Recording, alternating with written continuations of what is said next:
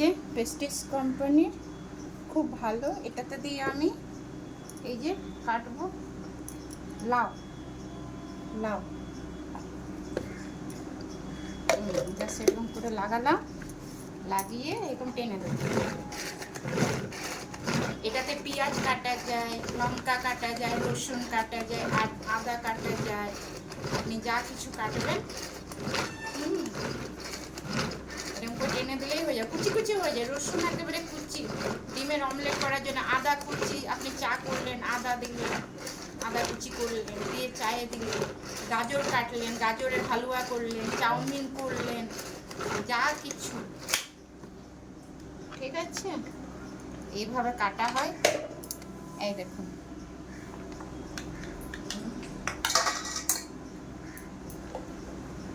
Just এইভাবে নিলাম, নিয়ে এটা আপনি বিট কাটবেন।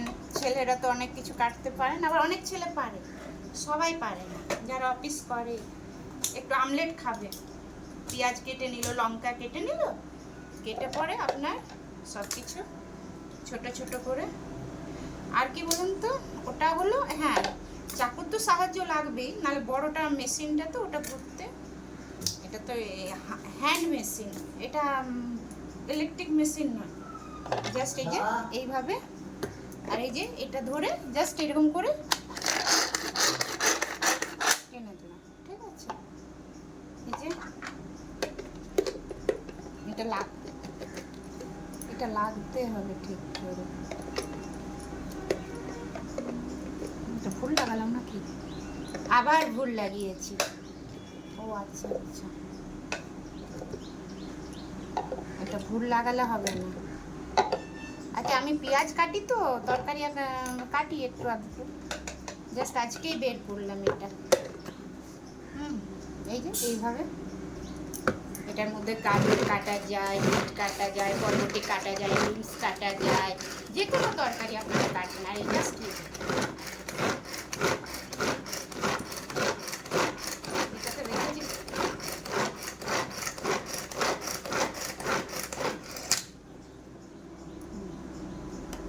এই দেখুন বন্ধুরা, কাটা হয়ে গেছে।